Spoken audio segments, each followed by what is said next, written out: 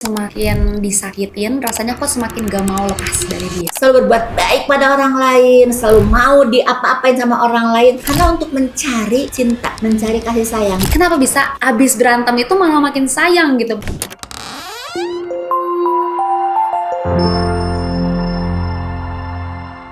Halo teman-teman, selamat datang di Ruang Dokter Ibu Yuli. Nah, teman-teman pernah nggak sih ngerasa benci tapi nggak bisa pergi? Nah, hari ini kita akan bahas tentang trauma bonding. Apa sih trauma bonding itu? Yuk kita bahas. Bu, kenapa ya? Aku tuh semakin disakitin, rasanya kok semakin gak mau lepas dari dia.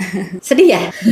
Buat aku yang dengernya sedih Teh Dia. Tapi Teh Dia tadi menyatakannya dengan ringan ya, gitu kan. Bu, kenapa ya kok aku makin disakitin, kok makin rasanya makin sayang gitu ya? Iya.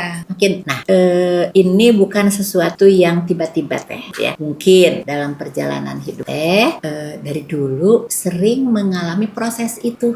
Misalnya ya, Teteh habis dimarahin nih ya sama orang tuanya atau sama siapapun lah gitu kan. Terus habis dimarahin itu tuh terus Teteh kan setelah mereda, terus orang lain itu umumnya orang tua sih ya, jujur aja umumnya orang tua. Terus ya anak-anak mama yang baik atau papa gitu ya. Nah, gitu. Jadi kamu nggak boleh gitu lagi ya. Kasih hadiah gitu lah. Iya. Ya terus dipeluk sini maaf peluk gitu kan. Nah coba bayangkan Teh, kalau itu terjadi maka yang dirasakan enak, yang menyenangkan itu seberapa pergeserannya. Habis dimarah itu kan pasti sedih ya. Sedih, rasa sedih, kecewa. Kan? Terus habis itu dipeluk habis-habisan. Gimana tuh? Bahagia lagi. Bahagia lagi. Tenang buatan. Tenang ya. Dan seolah-olah yang tadi terjadi tuh sudah Iya. tidak ada Gak apa-apa. diingat lagi. Nah, padahal terjadi loh itu.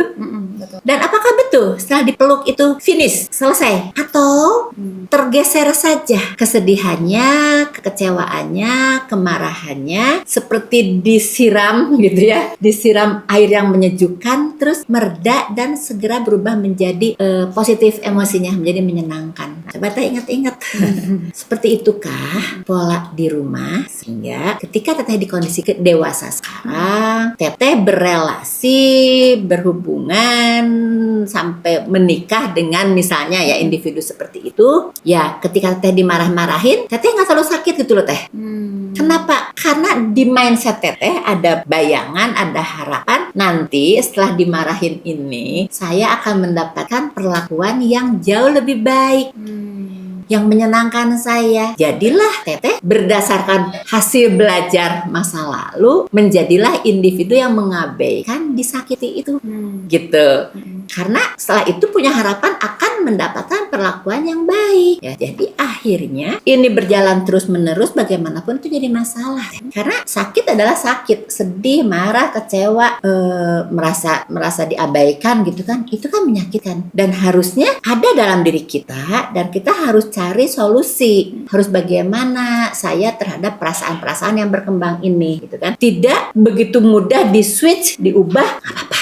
Nanti juga aku. Oh, jadi kayak atau nanti akan dipeluk gitu kan. Nah itu. Kalau itu menjadi karakter, itu yang disebut dengan namanya emotional masochist. Ya, jadi rela disakiti karena punya harapan mendapatkan perlakuan yang baik. Bahkan nggak cuma rela, yang paling parah itu malah jadi menyukai rasa sakit ini. Disangkanya kalau nggak sakit itu nggak normal. Nah, dan disangkanya kalau tidak mengalami sakit ini saya tidak akan mendapatkan perlakuan yang jauh lebih baik, yang menyenangkan itu. Karena selama ini perlakuan menyenangkan, membahagiakan itu baru didapat setelah disakiti. Gitu.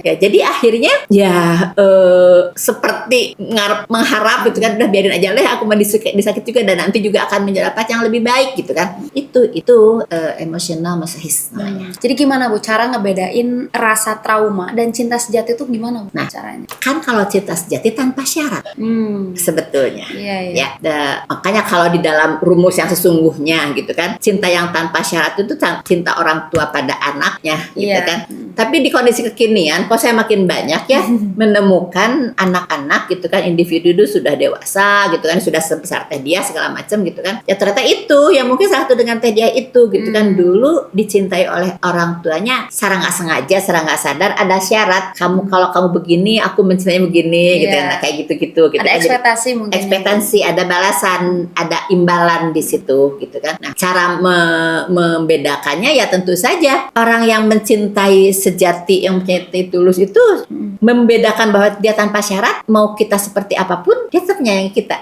Dia tetap dalam kondisi separah-parahnya kita salah, mungkin marah, tapi setelah itu akan menetralisir bahwa marah itu karena gitu kan, dan marahnya juga marah yang objektif, bukan marah-marah. Karena kalau marah-marah cuma mengekspresikan kondisi perasaan negatif dia kepada orang lain, kepada anak misalnya gitu kan. Tapi kalau marah, mama tuh marah, kamu tuh tadi tahu nggak, kamu salah loh, kamu tuh kurang tepat gini-gini. Nah, karena kamu kurang tepat inilah, maka dampaknya jadi seperti ini kan, jelaskan gitu kan. Jadi marahnya yang logis, yang masuk akal, yang bisa dijelaskan. Sementara kalau marah-marah itu tidak bisa dijelaskan.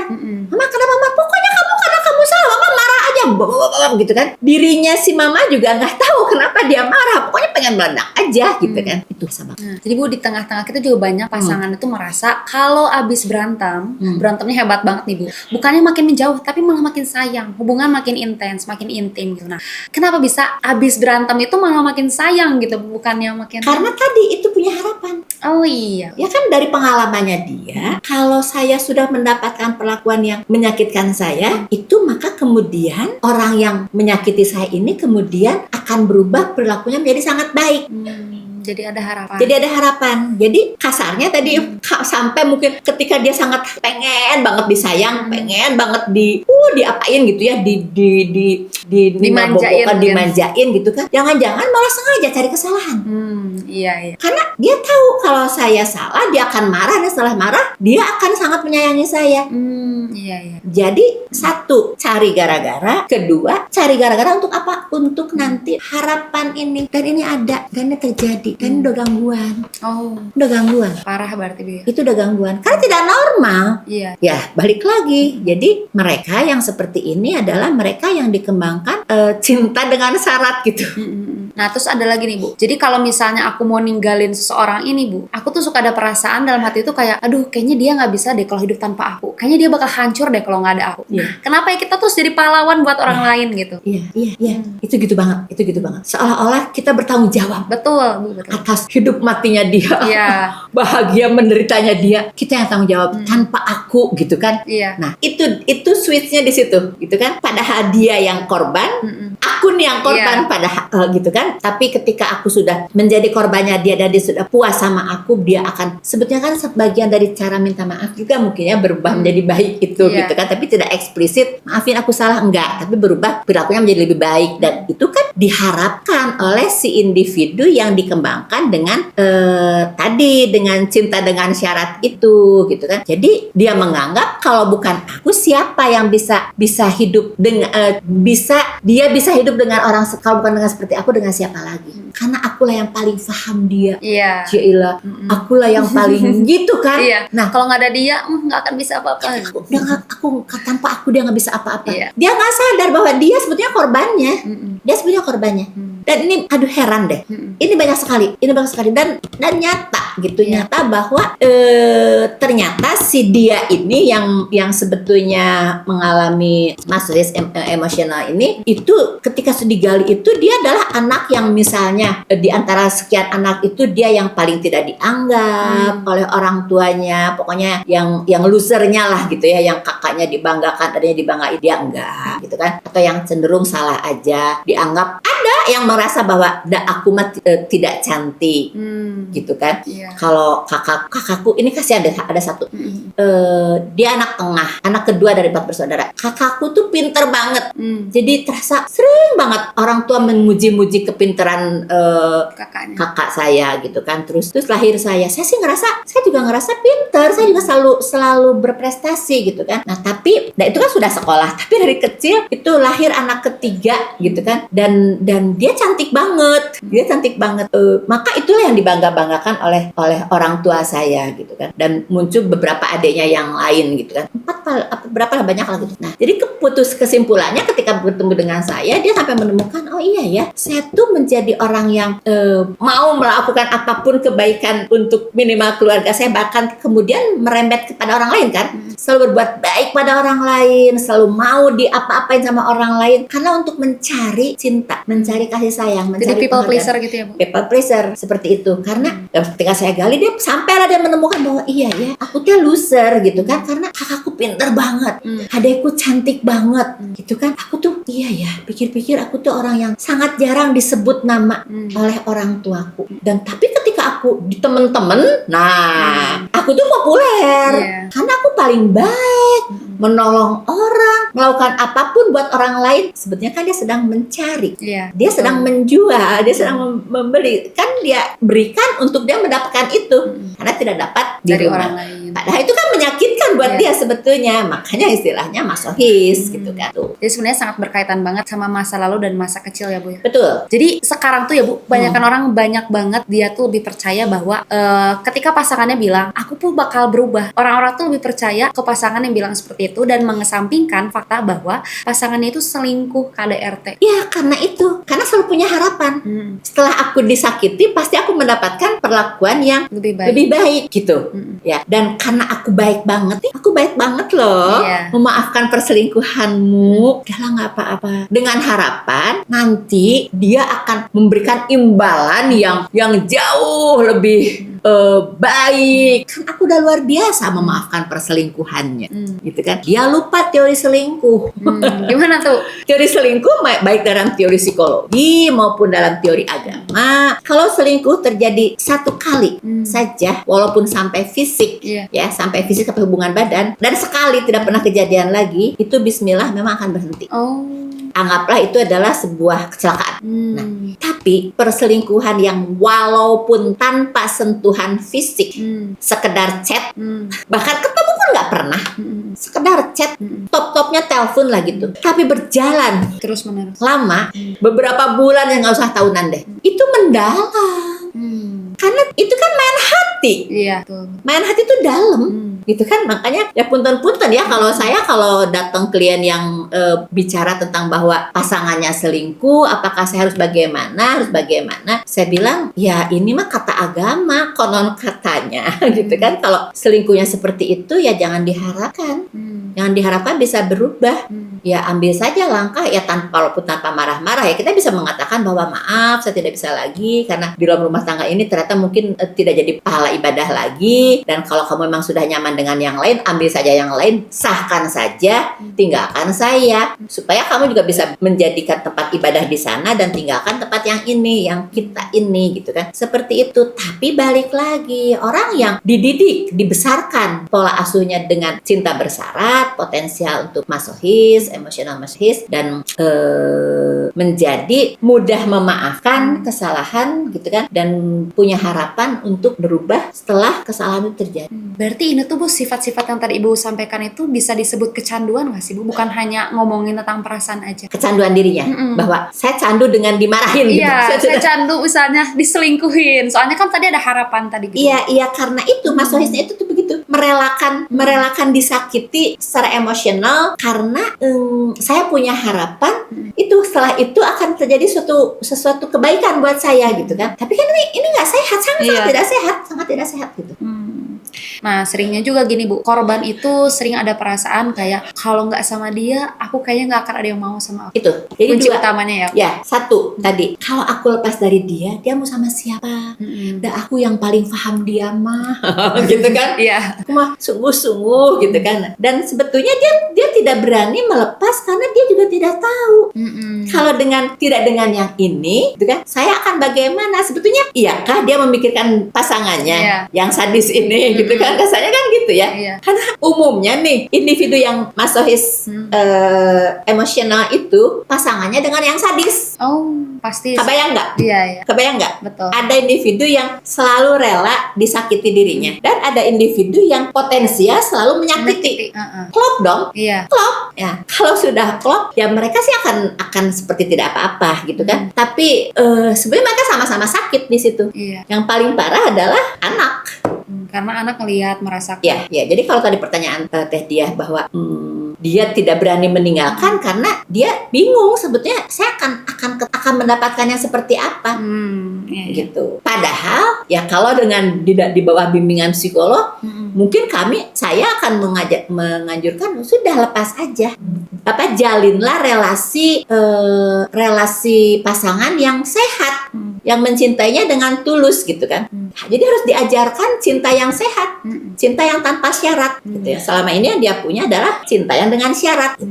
Tapi Bu, ada momen dimana seseorang itu udah sadar terus dia mau mutusin, terus ketika kita udah mutusin itu pasangannya tuh bilang kamu rela ninggalin aku, akhirnya rasa bersalah itu muncul. Betul. Itu makanya perlu dalam dampingan psikolog. Kita harus Berarti menjelaskan bahwa karakter pasanganmu yang dalam tanda petik sadis, potensial sadis kan suka menyakiti perasaan orang lain gitu ya. Dia akan seperti itu mengatakannya kepada korbannya, Iya. korban yang masohis. Kalau yang pasangannya bukan masohis, orang yang sadis itu tidak akan langgeng gitu. Oh gitu ya Bu. Jadi mungkin ya orang itu Bu udah dalam pikirannya tuh udah kayak pengen banget lari, tapi ternyata nggak bisa keluar dari hubungan tersebut. Gimana nih Bu tips? Datang ke ahli. Oh udah memang harus Harus butuh datang ke ahli. bantuan. Karena ini tidak sehat. Ini sudah tidak sehat. Dua-duanya sudah tidak sehat. Nah sekarang yang sadar duluan aja. Biasanya korban dong yang sadar Iya. duluan ya. Iya. Dia aja dulu datang. Andai misalnya si pelaku ini, si karakter yang kurang baik ini kemudian menyadari bahwa pasangannya sudah mencari bantuan, sudah terjadi perubahan. Syukur alhamdulillah kalau dia pun menyadari bahwa aku ya sumber masalahmu gitu kan, dan yaudah aku juga mau itu, masya Allah alhamdulillah, pertahankan rumah tangga itu. Sama-sama sudah ada kesadaran untuk menjadi lebih baik kan, menjadi lebih sehat secara mental, psikologis gitu kan. Dan ketika sudah sehat mental psikologis tentu menjadi bismillah, jadi lurus ke jalan Allah kan, mencari hidup, mencari jadi ibadah tuh jadi sudah jelas gitu kan. Tapi kalau enggak itu kan susah untuk benar-benar menjadi hambanya yang Allah ciptakannya untuk ibadah tuh susah gitu kan, kalau dengan pengalaman-pengalaman. Apalagi kalau misalnya udah ngerubah sikap yang awalnya ceria jadi pendiam atau kayak Betul. jadi bingung gitu ya Bu ya, kan ada orang kayak gitu ya. Iya. Jadi kayak robot gitu loh. Kayak zombie Bu. Iya. Nah, sampai kapan ya Bu? Ada nggak sih batas sabar itu? Jadi sampai kapan sabar itu bisa dibilang sabar? Kok rasanya malah makin diinjak-injak gitu sebagai korban? Saya balik lagi selalu mengatakan bahwa proporsional. Ya dalam agama mengatakan sabar itu tidak ada batasnya. Terus paham dulu definisi sabar dalam agama itu apa? Definisi sabar dalam agama itu adalah, yang dimaksud sabar dalam agama itu adalah maksimal ikhtiar, maksimal doa. Ketika sudah maksimal ikhtiar, maksimal doa, hasilnya seperti itu, tinggal kita pilihan mau menerima yang itu atau kamu cari jalan yang lain. Maka berarti ada ikhtiar yang lain kan. Betul. Nah ikhtiar lain itulah gitu kan, ketika sudah diperjuangkan tapi ternyata kok aku makin tersakiti ya. Satu, kedua, sudah diperjuangkan tapi kok ini menggelisahkan saya dan membuat ibadah saya jadi kurang khusyuk, membuat saya tidak bisa lagi kepada Allah mengatakan ya Allah, misalnya perempuan lah ya, misalnya ya Allah perbaiki suamiku, ya Allah aku sayang sama dia, kok tidak muncul lagi doa kebaikan untuk pasangan yang menyakiti ini. Itu aja sudah mengurangi kualitas pahala ibadah kita kan. Sudah mengurangi keinginan, ketulusan kita mendoakan dia. Nah sementara kan rumah tangga itu fungsinya salah satu saling mendoakan. Karena apa? Doa istri untuk suaminya itu pasti Allah ijabah. Tidak ada hijab kan? Dari suami pada istri juga begitu. Nah kalau sekarang karena sudah jadi korban, tidak ada lagi terlalu sulit menyampaikan doa yang tulus, memintakan sesuatu untuk pasangan yang bermasalah ini, ya terus gimana? Tuh. Jadi kadang orang tuh denial aja ya Bu ya. Jadi kayak dia gitu ya udah sabar. Padahal bukan gitu sabar sebenarnya Bu ya. Nah ternyata wah masya Allah nih dalam banget nih, ternyata teman-teman bukan hanya kita yang kurang pintar, tapi ini memang sudah dalam tahap saraf kita yang terluka ya Bu. Ya. Nah gimana Bu, ada pesan terakhir nggak Bu? Ya itu terutama sih ketika kita sudah menyadari bahwa permasalahannya ini agak rumit, terlalu rumit untuk diselesaikan sendiri. Hemat saya sih minta pertolongan pada ahli supaya lebih bismillah, insya Allah lebih tepat gitu kan. Itu, dan yang pasti jangan berhenti. Hasbunallah wa ni'mal wakil. Iya, masya Allah ya. Jadi balik lagi, memang harus kepada yang ahli. Betul. Dan kita pasrahkan kepada Allah. Betul. Terima kasih banyak ya Dok ya. Sami-sami. Nah jadi buat teman-teman nih, tadi kira-kira pertanyaan mana nih yang paling mengguncang hati teman-teman? Silahkan komen di bawah, atau teman-teman yang belum mau bercerita silahkan kirim emoji love ya teman-teman di kolom komentarnya. Dan jangan lupa like dan subscribe akun YouTube Ibu Yuli ini. Dan teman-teman sampai jumpa di video-video konten mental selanjutnya.